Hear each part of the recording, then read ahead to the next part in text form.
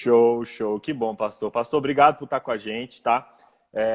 Para quem não conhece, o pastor Paulo Júnior, ele é esposo aí, até anotei aqui, ó, da dona Lana, pai de 5 filhos. Vovô de quantos filhos, pastor? Oi? Vovô, você é vovô de de Ah, quantos vovô, netos? quantos netos? Então, olha, nós temos 3 netos, mas já estamos caminhando aí para mais dois e também sou bisavô de Uau, 2 netos aí. que legal, que legal. O pastor Paulo é presidente do Instituto Total, que é uma ONG ali que tem diversas frentes de serviço ali no estado do Goiás. Pastor, eu sou natural de Brasília, minha família é de Formosa, Goiás, cresci aí perto então comedor de piqui. Que bom. Que show, que show. E para quem não sabe, gente, o pastor Paulo ele foi uma das influências muito importantes do pastor Felipe Tonasso na formação dos nossos PGs, inclusive dos temas que a gente estuda no movimento do Reino de Amigos. Eu ouvi muitos dos seus podcasts, pastor, a gente acompanhava bastante as lives. Esses dias, recentemente, vi uma live que o senhor fez aí com o Douglas Gonçalves, aprendi bastante ali sobre comunhão com Deus. E hoje a gente está tendo o senhor aqui como coroação de uma semana, né? A gente está tendo uma semana especial onde a gente está voltando às bases desse movimento, reestudando, sabe? Voltando lá para o princípio para a gente poder multiplicar isso novamente. É um trabalho que a gente tem feito há alguns anos, mas agora com essa pandemia, com tudo isso, a gente falou, não, vamos buscar fôlego aí, vamos se fortalecer. E pessoas aqui estão participando, gente que faz parte desse movimento do Reino de Amigos aqui no Brasil, nos Estados Unidos, em outros países da América do Sul, todo mundo se juntando aqui para a gente se fortalecer para continuar esse movimento aí. E o pastor Paulo, sem saber, foi um dos inspiradores aí, inspirou aí os primeiros, os pioneiros ali, tanto do podcast Metanoia, ali o Vilches, o Rodrigo, o Tonácio, quanto também a gente a começar esse movimento. E é um prazer estar com você hoje aqui. Pastor, a gente começou essa semana um pouquinho, e já entrando de cabeça aqui, contextualizando aqui o que aconteceu essa semana, a gente conversou essa semana sobre alguns assuntos importantes com pessoas muito especiais.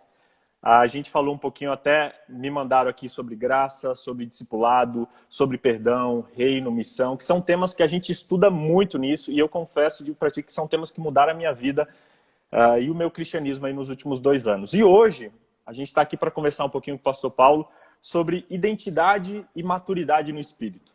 A gente queria conversar um pouquinho, pastor, ver o que você tem para compartilhar com a gente aí da palavra de Deus nesse assunto. Eu vou estar anotando aqui, queremos aproveitar ao máximo aí você, e ao final a gente troca uma ideia, conversa um pouquinho sobre alguns pontos. Mas hoje, para coroar essa semana, a gente queria colocar esse assunto, essa temática, identidade e maturidade no espírito. E aí? Tá ótimo, muito bom. E isso é uma coisa assim que eu gosto muito da gente refletir e compartilhar, porque eu acho que ela é essencial mesmo assim no desenvolvimento, né, da nossa vida como filhos. E aí eu quero buscar como texto assim de referência, né, Romanos 8, a partir do verso 12, que diz assim: assim, pois, irmãos, somos devedores, não à carne, como se estivéssemos obrigados a viver segundo a carne. Porque se vocês viverem segundo a carne, caminharão para a morte. Mas se pelo Espírito mortificarem os feitos do corpo, certamente viverão. Pois todos os que são guiados pelo Espírito de Deus são filhos de Deus. Porque vocês não receberam um espírito de escravidão, de servidão, para viverem outra vez atemorizados, mas receberam um espírito de adoção, por meio do qual clamamos Abba, Pai. O próprio Espírito testifica, confirma, testemunha ao nosso espírito que somos filhos de Deus. Se somos filhos, somos também herdeiros, herdeiros de Deus, co-herdeiros com Cristo, se com ele sofremos, para que também com ele sejamos glorificados. Olha, Vitor, dentro daquilo que Paulo trata, o apóstolo Pedro também trata, né, essa questão assim do entendimento de que o Espírito vem para testificar, para testemunhar que nós somos filhos de Deus. A obra do Espírito Santo na vida do cristão é nos colocar em comunhão com a natureza do Pai e em comunhão uns com os outros. A primeira coisa que a gente precisa entender é que essa comunhão não é um estar juntos, mas é um ser com. Então é uma comunhão, é uma identidade de ser, é uma comunhão de natureza. e não a comunhão só do ambiente. Muitas vezes a gente tem a ideia de uma relação com Deus em que a gente comunga o mesmo ambiente e não a Sim. mesma natureza. Então, Paulo, escrevendo sobre isso, ele fala: a minha oração é para que vocês sejam fortalecidos no vosso homem interior, pelo Espírito, então o Espírito trabalhando no nosso homem interior, a fim de eu poder, a partir dessa relação, compreender com todos os santos a altura, largura, comprimento, profundidade, e conhecer o amor de Deus até que sejamos cheios da sua plenitude. O apóstolo Pedro, falando sobre isso, ele diz lá: as promessas de Deus são para que nós possamos compreender que, através dessas promessas, nós nos tornamos coparticipantes da natureza de Deus. Então, a obra de Cristo não é uma obra em favor de, é uma obra em, com e através. Paulo fala sobre isso. Ele diz: olha, a minha oração, de novo, aos Efésios, ele diz assim: a minha oração é para que sejam iluminados os olhos do vosso entendimento, para que vocês possam compreender, possam ter o entendimento iluminado a respeito das riquezas da vossa vocação, do vosso nome em Cristo. Então, Deus nos predestinou a uma identidade e não a uma atividade. Então, toda a palavra de Deus, toda a promessa, toda a obra do Espírito Santo é para produzir uma consciência de identidade, de relação, de natureza, e não um sentimento de competência e de atividade. Então, muitas vezes a gente tem na vida espiritual um sentimento de competência e de atividade, e não uma consciência de natureza e de identidade. Então, Paulo, de novo, falando aos Efésios, ele diz: aquele que é poderoso para operar em. Então, ele quer operar em, esse em é em, com e através. Então, a graça não é um favor a, é uma transmissão, né, de natureza com. Então, nós somos salvos pela graça, não porque Deus fez um favor a, mas é porque ele transmitiu virtude. Então, é uma transmissão de virtude e não uma transferência de poder. Então, Deus não simplesmente transferiu um poder, mas ele está transmitindo uma virtude, para que a obra do Espírito Santo nos coloque em comunhão. Por isso que não é Cristo conosco. Por isso que é Cristo em nós. Então, não há nenhum aspecto salvador em Deus porque ele é onipresente. Então, se ele é onipresente, ele está ele está perto dele. Tudo, inclusive do diabo. Até o diabo desfruta o ambiente mas não partilha a relação em.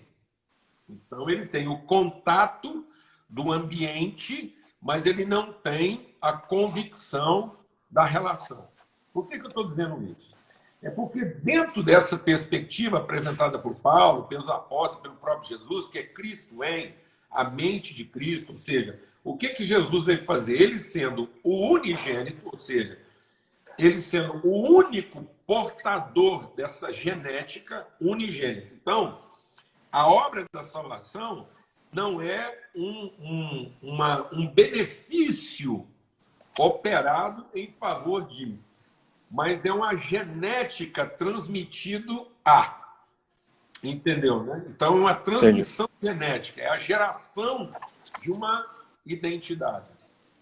Então, quem era o portador único dessa genética? Que genética? Genética lá de Gênesis. Que Deus diz: eu vou fazer, e Deus falou que ia fazer, e ele criou, e aí ele está formando quem? Esse humano ser que vai ser a expressão visível de quem ele é. Então Jesus vem revelar esse Cristo de Deus, que está dito que Deus iria formar. Quem é esse Cristo de Deus? Uma imagem visível e plena das suas virtudes. Ou seja, as virtudes de Deus poderem ser conhecidas numa expressão visível e comunicável. Esse é o Cristo de Deus. Esse é o homem que Deus disse que faria e que ele criou. Tá? E que ele está formando. Então, esse Cristo, que é a imagem, ele era de uma genética única. Era só ele. Aí ele vem, entrega a sua vida, ele entrega o espírito que estava nele, que formou esse homem, lá no ventre de Maria, que era uma condição única. Ao entregar o espírito, ele entrega essa condição para formar muitos outros irmãos. Ou seja, então aquela mesma obra que estava sendo feita lá no ventre de Maria, formando uma pessoa que pudesse ser a expressão visível de quem Deus é, e essa mesma obra agora está sendo feita dentro de mim, dentro de você e dentro de todo filho de Deus. Está sendo formado em nós um homem perfeito e pleno, segundo a natureza de Cristo, que vai expressar de maneira visível, que é o corpo de Cristo, a família de Deus, o seu povo, e que vai revelar suas virtudes. É esse o povo que nós somos. Então ele era filho único e ele deu a vida para ser primeiro de muitos irmãos. Então, Cristo está inaugurando uma genética, um coletivo religioso. Então ele não está formando um coletivo religioso. Ele está formando uma comunidade espiritual. Então, o Espírito de Cristo não é para formar um coletivo religioso em que todos partilham o mesmo ambiente em que Deus está. O Espírito de Deus é para formar uma comunidade espiritual que comunga a mesma natureza de Deus e revela as suas virtudes. Ponto. Uma vez que a gente entende isso, então só existem dois tipos de pensamento. Podem existir vários tipos de raciocínios. Então eu posso raciocinar de várias formas, mas com base em dois tipos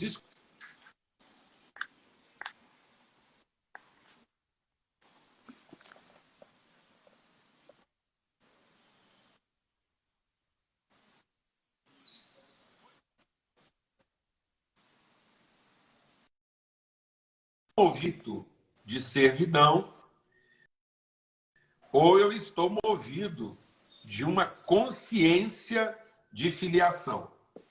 Então, nós não temos mais de dois pensamentos no mundo. Alguém está dizendo aí que está travando aqui para muita gente. Vou dar uma pausa. Pastor, deu uma travadinha. Só repete para nós as duas formas. A primeira é servo e a segunda, a partir daí deu uma travadinha. Agora, filho. Dá para voltar daí. Então, ou eu penso filho, como okay. servo. Será que voltou aí? Voltou para mim agora. Ou você pensa como servo ou pensa como filho. Tá, eu vou tirar os comentários, pode ser?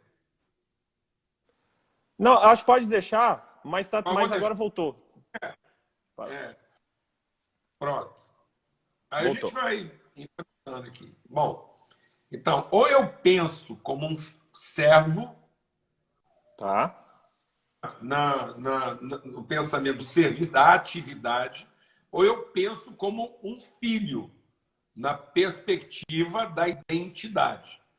Então, ou eu penso que Deus está interessado na minha atividade, ou eu penso que Deus está interessado na minha relação. Então, e aí isso vai fazer diferença na minha percepção de Deus. Ou eu entendo que o Deus criou o mundo a partir do seu poder para produzir uma atividade, ou Deus criou o mundo a partir da sua vontade para gerar uma relação. Então, o que estava na origem da criação? Um poder para ser reconhecido na sua atividade, ou uma vontade para ser conhecido na sua relação. Então, quando Deus criou todas as coisas, ele não criou a partir do seu poder, como quem está interessado em ser reconhecido na sua atividade. Então, Deus não é um Deus em busca de reconhecimento por aquilo que ele faz. Então, Deus não está em busca do serviço que vai ser prestado. Ok. Então, quando Deus criou todas as coisas, ele não criou como um divino que quer ser reconhecido no poder. Quando ele criou todas as coisas, ele criou como um pai que quer ser conhecido na relação. Então, Deus não estava formando um time de serviço para ser reconhecido no poder. Deus estava formando uma família de filhos para ser conhecido na relação. Então, Deus não está produzindo um ajuntamento para ter uma experiência de poder. Deus está produzindo uma relação para ter uma consciência de comunhão. Então, se você me perguntar quanto do poder de Deus ele usou para fazer tudo que ele fez, eu não sei. E eu e você não sabemos quanto do poder de Deus ele usou para fazer o que ele fez, porque me interessa, porque se interessasse a gente sabia. Mas se você me perguntar quanto da vontade de Deus ele usou para fazer tudo que ele fez, então eu sei. Ele usou toda a sua vontade, porque tudo que foi feito segundo toda a vontade de Deus. Então, o que Deus está colocando o seu poder a serviço da sua vontade. E qual é a vontade dele? Formar uma família, porque ele está sendo movido pela sua identidade de pai e não pelo seu poder de Deus. Então, é um pai que tem poderes de Deus e não um Deus que gostaria de ser pai. Bem, então, a identidade dele paterna está antes do seu poder divino. Isso é tão forte que eu vou tocar num assunto aqui meio rápido, mas vou tocar para reforçar isso. Isso é o que vai nos levar ao processo de maturidade. Então, é a minha consciência de filho que vai fazer com que eu transponha o limite.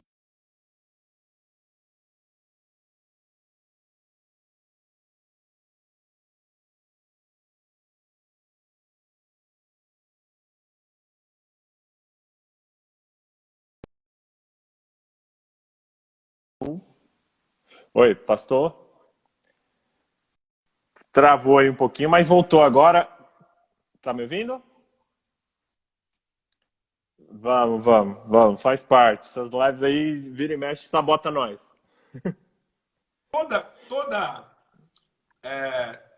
a obra do Espírito Santo é para que eu possa fazer essa transposição, é para que eu possa evoluir do limite da atividade para a consciência da identidade. Então, não é a nossa atividade, mas é a nossa consciência de identidade e relação.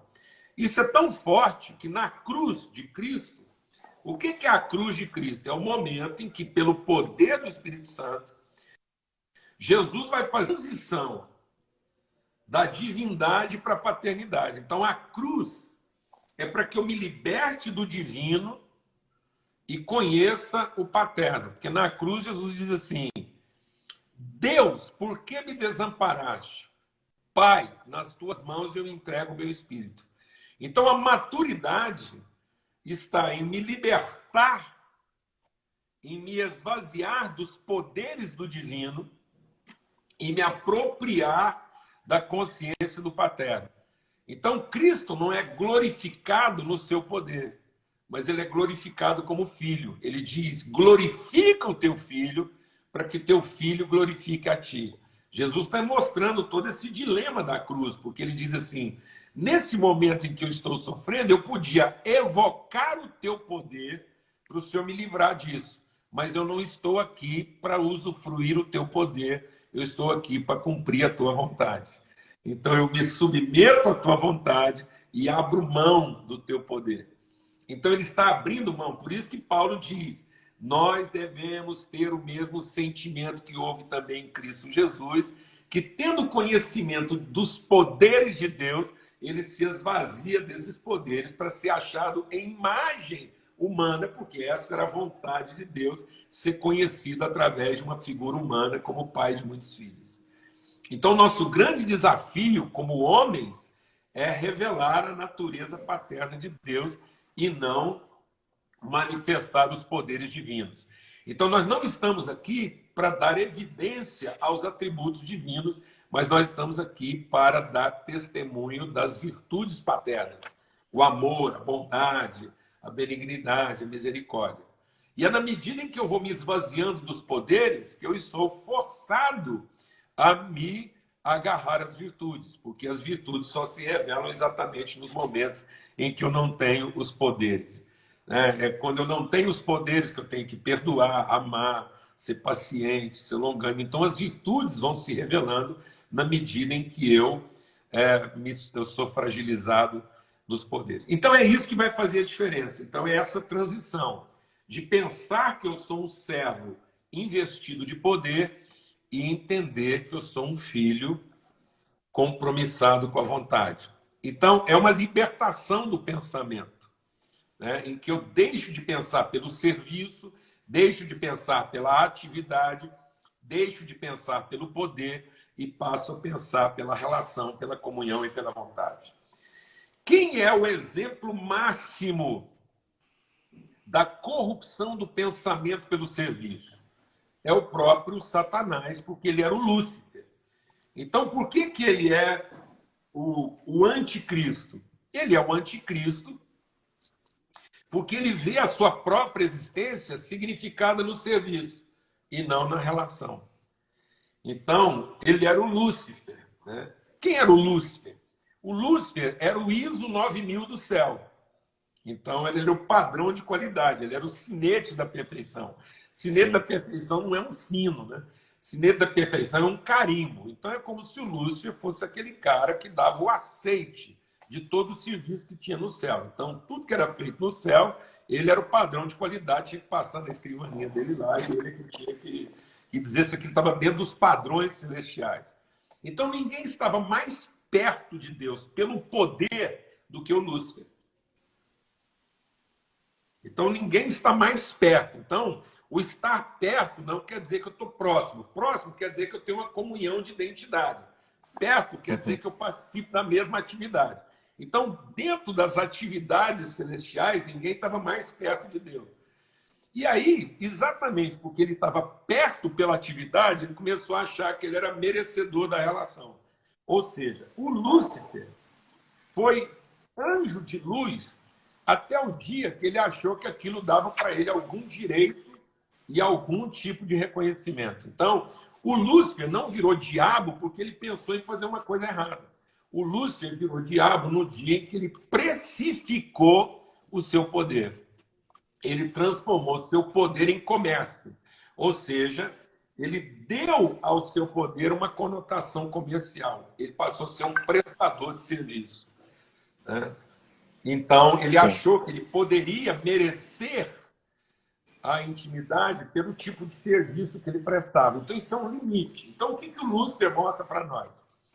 É que existe um tipo de conhecimento que é comum de toda a criação. E o Tiago fala sobre isso. O Tiago fala assim: a sabedoria humana, ela tem uma característica, ela é terrena, ela é animal, desculpa, a sabedoria humana é animal, terrena e demoníaca. O que quer dizer isso? Quer dizer que a construção do pensamento, se eu olhar pela figura do Lúcifer lá, a construção do pensamento, ela começa, ou seja, toda forma de conhecimento começa da forma instintiva. Eu tenho um instinto. O que é? A necessidade. Então, eu me relaciono, né, com a vida, com a existência, pela necessidade. Ou seja, há uma necessidade de Deus. Então, há uma necessidade de alimentar, de fazer as coisas. Então, eu começo a me relacionar com Deus. Minha primeira percepção, a percepção mais basal, mais elementar de Deus, como um recém-nascido, que Paulo chama o filho, mesmo sendo filho, enquanto é imaturo, em nada é diferente de um servo. O que caracteriza o filho imaturo? É que ele se relaciona com a mãe, ele não ama a mãe, ele não ama a relação, ele ama o peito. Então, a mãe é para ele, o primeiro nível de conhecimento que ele tem da mãe é a satisfação da necessidade. Eu diria que isso é a sabedoria da formiga. Ou seja, a formiga é capaz de estabelecer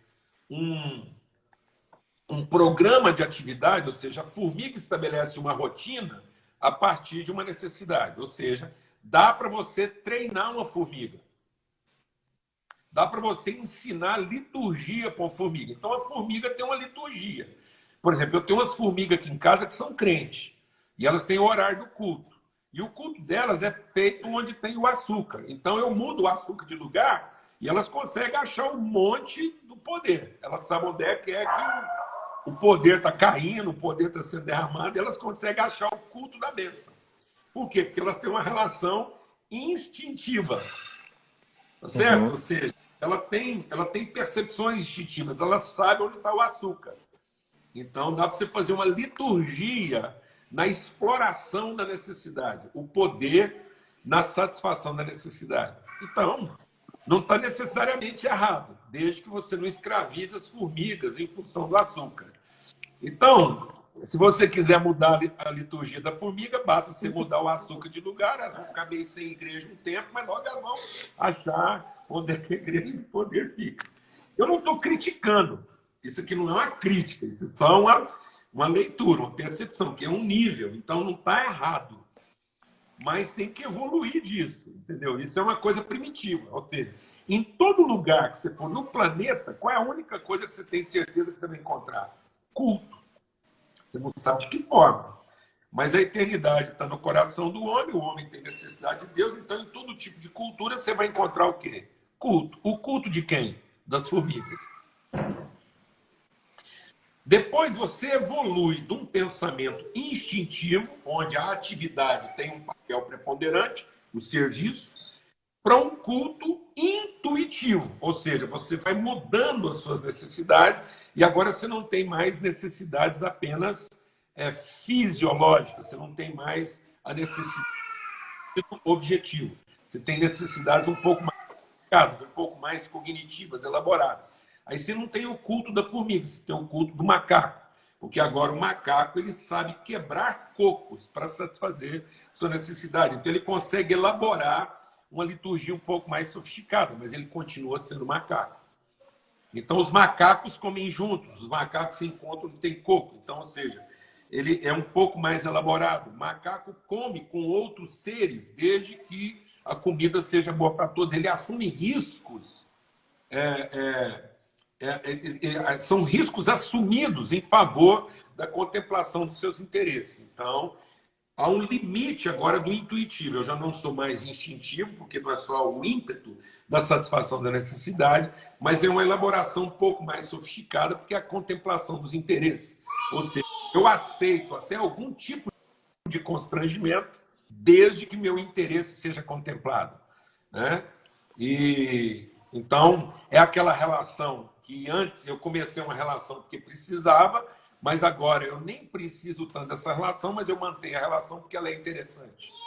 Então, esse é o nível elementar, é o nível do serviço, ou seja, essas relações elas estão no limite das atividades. Ou seja, eu desenvolvo liturgias ou porque satisfazem minhas necessidades, ou desenvolvo liturgias porque contemplam meus interesses. Esse é o limite de quem? Do Lúcifer. Então, se isso não for transposto no limite do Lúcifer, eu posso me tornar o quê? Satanás, anticristo, porque eu começo a negociar a satisfação da necessidade ou a contemplação do interesse, que foi o que Jesus encontrou no templo.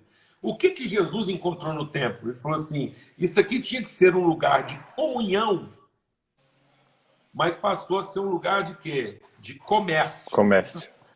E aí não é um comércio negativo, é um comércio positivo, porque é um comércio na satisfação da necessidade e na contemplação dos interesses. Então o diabo nem sempre vai me tentar a uma coisa errada, mas ele vai tentar dessignificando o certo, porque eu passo a fazer o certo apenas por necessidade ou porque é importante. Quem faz as coisas por necessidade ou porque é importante, faz por interesse, não faz por amor. Então, mesmo fazendo o necessário ou o importante, eu posso estar no limite do cognitivo. Porque o Lúcifer só virou diabo porque ele achava que a atividade dele era necessária e importante. Então, Lúcifer virou diabo porque ele se julgou necessário e importante nas atividades de Deus. E ele nunca entendeu que Deus não estava interessado na atividade, Deus estava interessado na relação. Isso é tão grave. Posso sair correndo aqui? Isso é tão grave, BJ, que a gente prega uma salvação que para na graça. Isso é uma heresia, porque a gente começa a pregar uma salvação que salva o indivíduo, como se a graça nos desse o direito à satisfação da necessidade ou à contemplação dos interesses. Então, nós não estamos evoluindo numa salvação que se consuma na comunhão. Então, a salvação é fundamentada no amor, revelada na graça, mas ela só é consumada na comunhão do Espírito, porque é na comunhão do Espírito que nós somos o testemunho de que nós somos filhos, nós somos uma família. Então, sim, quando eu termino a salvação na graça, eu atendi o que é necessário e o que é importante, mas eu não evoluí para aquilo que é o intencional. Então, nós podemos ter uma atividade que é instintiva, que vai no limite do intuitivo, como Lúcifer chegou, mas que não evolui para o intencional, de modo que o nosso encontro seja uma expressão da vontade e não da necessidade nem do interesse, de modo que a gente possa se juntar e ser família como igreja, não porque isso é necessário e nem porque isso é importante, mas a gente acaba se encontrando porque a gente é assim, porque a gente não sabe viver de outra forma, porque nós somos uma família e a família se encontra. De modo que as necessidades e as prioridades, elas são a oportunidade do encontro e não a necessidade do encontro. E nem a importância. Só que agora eu passo a ter uma relação intencional. Então, as necessidades, elas são a oportunidade do encontro. Então, e o que acontece conosco, BJ? Toda vez que a gente tem uma necessidade, a primeira coisa que a gente quer é tê-la resolvida. A gente tem pressa em resolver a necessidade em vez de desfrutar o encontro. Então, o que um cristão vai fazer no hospital? Quando um cristão, um irmão nosso, vai para o hospital, a gente reza para ele sair de lá. Em vez da gente orar para que ele tenha sensibilidade de encontrar os encontros que ele tinha que ter lá. Quando Paulo estava preso, veio um barulho e abriu as portas da prisão. Ou seja, o problema está resolvido, a necessidade está resolvida. Mas Paulo não saiu da cadeia. E por que ele não saiu da cadeia mesmo com as portas abertas? Porque ele não tinha pressa de sair da cadeia. Porque ele sabia que um cristão, mesmo preso injustamente, só foi lá porque ele tinha um encontro. Então, ele não saía de lá até que ele tivesse um encontro. Então, ele não está lá. A graça não era tirar Paulo da cadeia. A graça era promover para ele a oportunidade do encontro. Então, Paulo tem essa intencionalidade do encontro e não a expectativa da necessidade ou do interesse contemplado. Então, eu creio que nós temos que evoluir para isso, porque é isso que vai trazer maturidade. De modo que, quando eu estiver na mesa, eu não estou agradecendo o direito da necessidade satisfeita e nem o privilégio do interesse contemplado. Na mesa, eu estou celebrando a oportunidade de assumir a responsabilidade. Então, só quando eu tenho uma percepção intencional, ou seja, eu evoluo de um pensamento instintivo, intuitivo, para um pensamento intencional, eu entendo que Deus me fez segundo a vontade, não segundo um poder, eu assumo a responsabilidade do encontro. De modo que, quando eu sento na mesa, eu não agradeço a comida, nem o jantar. Eu agradeço o privilégio de servir os irmãos. Então, a mesa deixa de ser, para mim, a satisfação da minha necessidade, ou a contemplação do meu interesse, e passa a ser o exercício da minha responsabilidade. De modo que todo cristão maduro que entendeu a sua identidade, ele assume a responsabilidade de servir primeiro e comer por último. Por isso que os primeiros serão os últimos. Quem entender isso primeiro será o último a comer, porque a alegria de quem entendeu sua identidade na sua plena maturidade não é comer, mas é saber que todos já comeram. Por isso que Jesus diz, eu tenho uma comida para comer que vocês não conhecem. Porque quando eu sento na mesa, a minha alegria não é comer primeiro. Paulo diz, vocês estão ficando doentes, porque toda vez que vocês encontram, cada um come apressadamente o seu próprio pão. Então a gente começa a achar, né, que a espiritualidade me dá o direito de comer primeiro e não a consciência de assumir a responsabilidade de comer por último.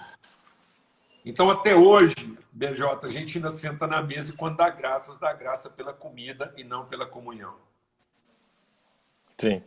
Mas se a gente tiver uma noção clara e parar de pensar como servo, parar de pensar como filho, então, pensando como filho, a gente vai sentar na mesa e dar graças pela comunhão e pelo privilégio de servir e dizer: esse é meu corpo que é dado por amor de vocês, e não essa é a comida que eu gostaria de comer. Então, Jesus... Eu costumo dizer o seguinte, BJ, que macacos comem juntos, filhos juntos comem. Então, para os macacos, a comida Macacos comem justifica... juntos, filhos juntos comem. Juntos comem. Então, para os filhos, né, a prioridade é estar junto. E a comida celebra a relação. Para os macacos, a comida justifica a reunião. Então, muitas vezes, a gente está justificando a reunião na comida e não usando a comida para celebrar a relação. Então, que a gente possa usar o alimento para celebrar a relação e não para justificar a reunião. Tem muita gente tolerando certas relações simplesmente porque lá as necessidades e os interesses deles são contemplados, mas as responsabilidades não são assumidas. Tanto é que quando a igreja deixa de atender suas necessidades, ele vai buscar açúcar em outro lugar, ele vai quebrar cocos em outro coqueiro. Então, assim, então que a gente possa entender esse privilégio da mesa, que a gente for sendo transformado em identidade, a gente possa ir assumindo a responsabilidade. Concluindo, o salmista diz que agora que eu sou velho, eu nunca vi o justo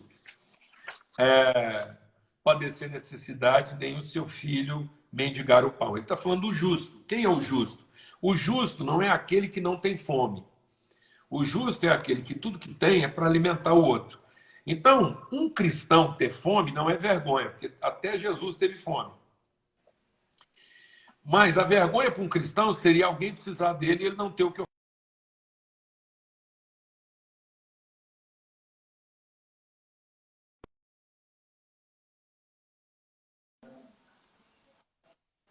Voltou aí? Voltou agora. Cristão ter vergonha não é estar com fome, mas é ter alguém com fome e ele não conseguir oferecer, não ter o que oferecer, seria E isso? não ter o que oferecer. Então, a vergonha para um filho de Deus seria alguém precisar de você e você não ter o que oferecer. Mas nunca você não ter o que comer. Então, graças a Deus, nós como cristãos até podemos não ter o que comer, porque aquilo que a gente ofereceu para quem tinha fome. Então, esse é o privilégio. Essa é a maturidade. Então, o que é a maturidade? É a gente finalmente, todo mundo sentar na mesa como pai. E a alegria do pai não é o direito de comer antes dos filhos. A alegria do pai é muitas vezes ficar sem comer para ter certeza que todos já comeram. Então, Deus nos fez para ser semelhante a eles. Então, a cruz foi para transformar um filho em pai. De modo que, a partir dali, agora Jesus é semelhante ao próprio pai, porque ele agora vai alimentar aqueles que Deus colocou na responsabilidade dele. E a alegria dele não é sentar na mesa e comer primeiro, né, como quem mereceu isso pelo serviço, mas é, quem sabe, comer por último, tendo a certeza de que todos já comeram.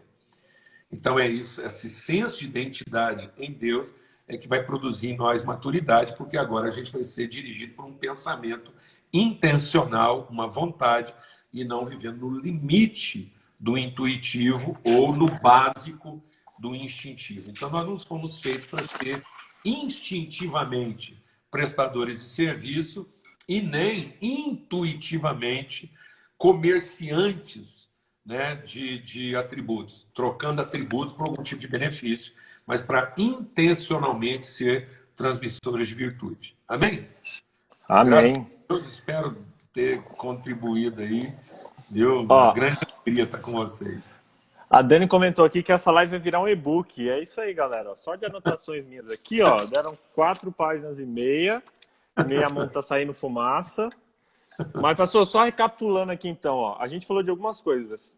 Você comentou de que da gente mudar, né, do com para o em, né, sair do correto ali, do fazer, do ambiente e ir para a relação. Isso acho que mexeu demais aí com a gente. Você falou também do servo e do filho. Servo, ele é focado na atividade, baseado ali no poder. Já o filho, ele é focado na identidade, baseado na relação. Isso aí, nossa, muito, muito, muito forte. Maturidade, resultado da maturidade é quando eu me esvazio do poder de me aproximar do divino para compartilhar a experiência do paterno. Muito, muito legal isso também. E agora, no final, você falou de 3 coisas aqui que são de relações baseadas nas necessidades, a da formiga, baseada nos interesses do macaco, e as relações intencionais, que é dos filhos, né? De quem realmente entende que é filho de Deus. Pastor, quando você estava comentando tudo isso aí, só me vinha na cabeça uma história, a história do filho pródigo.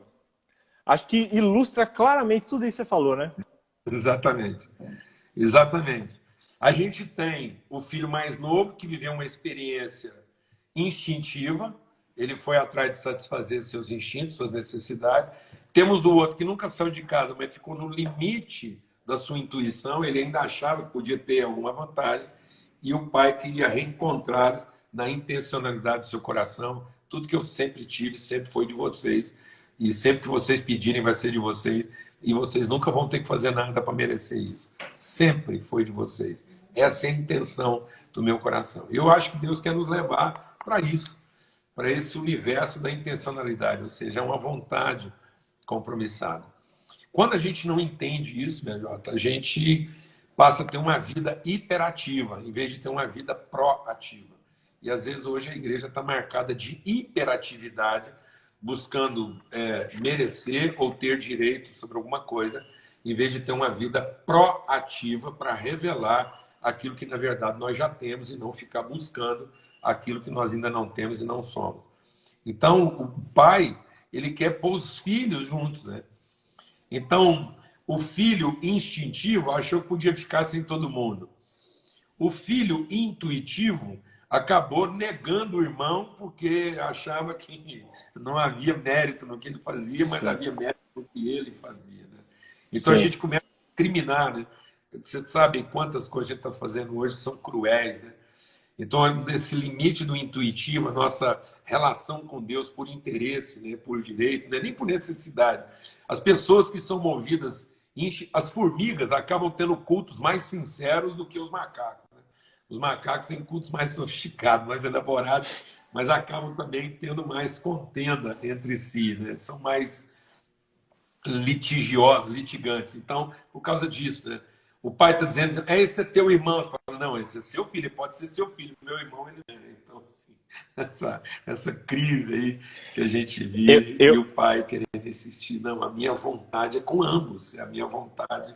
Tudo que eu tenho é de vocês, e nunca foi pela necessidade, e nem foi pelo direito, pelo mérito. Pastor Paulo, ó, com base na analogia que você fez, eu pensando na minha vida aqui, falando de mim, e eu tenho o privilégio de estar entrevistando aqui, então posso, né, falar de mim. Eu percebi que eu era formiga até uns 3 anos atrás, quando me deu esse insight e tal, esse aprendizado, esse crescimento da relação, beleza. Eu achava que tava massa, agora eu descobri que eu era macaco, entendeu? Na verdade sou. Como é que a gente pode, de maneira prática, pastor, como a gente muda essa chavinha, sabe? O que você acha que é talvez uma atitude, uma ação, uma percepção chave, assim, prática, para sair dessa chavinha e ir para o intencional?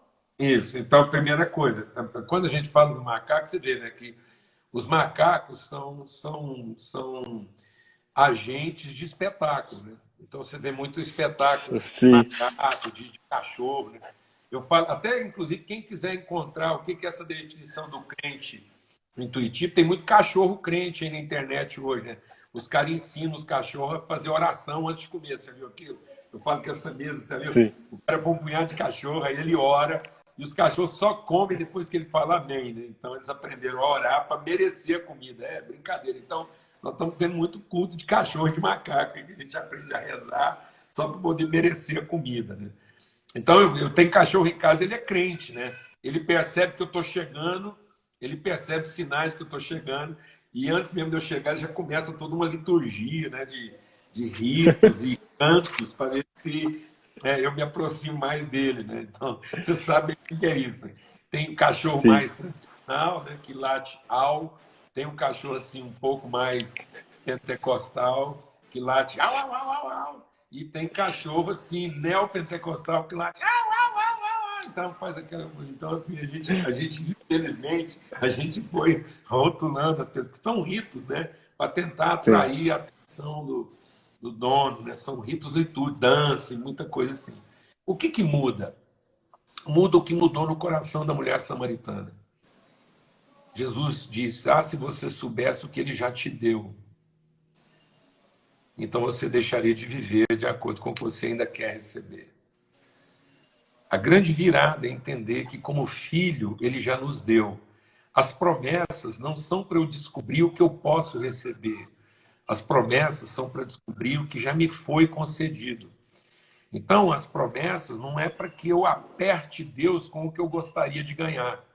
Isso quem fez foi o diabo. Quem colocou a gente numa liturgia, que a partir da liturgia eu vou ter a posse do que eu ainda não tenho, o diabo não tirou Deus da nossa vida, BJ. Ele só colocou Deus no fim. Então, toda vez que Deus está no fim das minhas ações, no dia em que eu fizer, então eu serei, então eu terei, isso tudo é o limite do intuitivo. Então, o que muda? É ter a certeza do que ele já deu. Então, eu passo a viver para expressar o que eu já tenho e o que eu já sou. E não para me tornar o que eu ainda não sou a partir do que eu ainda vou ter. Então, por exemplo, o que faz a diferença entre um filho e um empregado? É que o empregado trabalha para merecer o salário e o filho trabalha para revelar virtude. Então, muitas pessoas hoje estão saindo para trabalhar na expectativa do salário e não na perspectiva da virtude. Então, o que tem que virar na minha cabeça? O Espírito vem e diz: você é filho. Então, vai descobrir o que Deus já te deu, para que em cada momento de crise você descubra o que está em você e que ainda não foi visto.